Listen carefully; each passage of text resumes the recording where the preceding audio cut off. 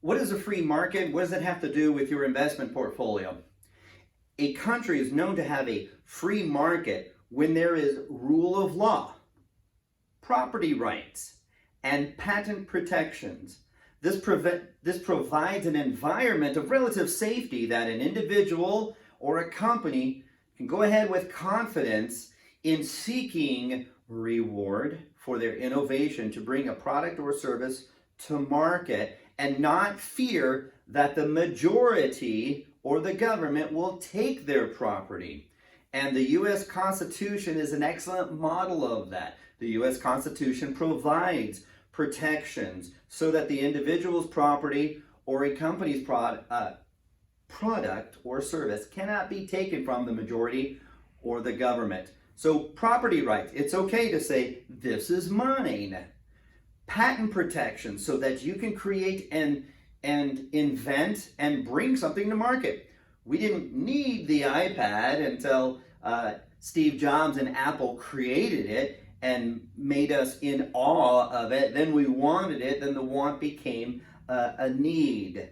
And so they didn't create that just so that the government can take it or out of benevolence. They did it as an incentive because they had the incentive to profit off of a product. So that's on the company side. Protections. Also, now as a consumer, we want to be protected against a monopoly. Think about the things in your house. If you were forced to go through just one company, one clothing company, one gas company, one food company, it would look like communism, wouldn't it?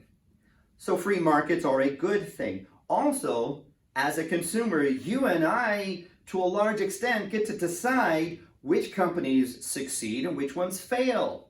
If a company is cheating us, if they give bad service, if their product is bad, their prices are too high, we don't do business with them, let them fail. That's part of the free market. The free market will allow a company to fail. We don't want a government bailing them out if they're a bad company with bad products and bad pricing and bad service.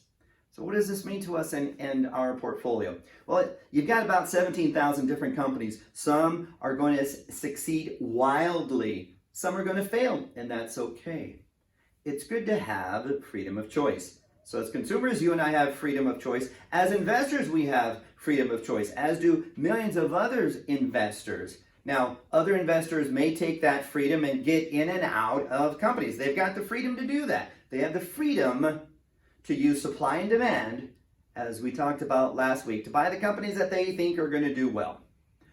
We will, rather than trying to find a needle in a haystack, we choose to own the haystack. We own the world markets. That's our approach.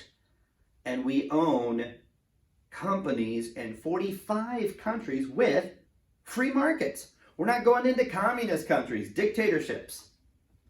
Free countries, free markets. And that's why I'm very bullish and very optimistic that the free markets will pull us out of this season we're in. You've seen many companies pivot, and we applaud them. Look at restaurants, look at delivery services, they're booming. Look at Uber and all of the different delivery services bringing you hot meals and groceries and such.